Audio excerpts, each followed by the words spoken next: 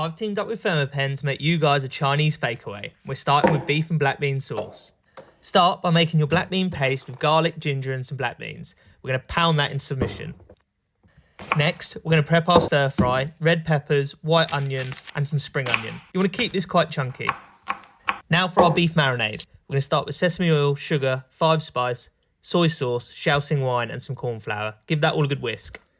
Now beef wise, I'm using really cost effective tri-tip. It's actually cheaper than Bavette. So we're going to sear this really hot before turning our heat down in our wok. We want the internal temperature to reach 52, and that's perfect for a medium steak. In goes our stir fry veg. Cook that off before adding our black bean paste, and we're going to top this up with chicken stock and reduce until sticky. Now whilst our stir fry's been cooking, our steak's been resting, and you can see it's held temperature really well. We're going to slice this all up now, and now it's time for plating. And that's my Chinese fakeaway beef and black bean sauce.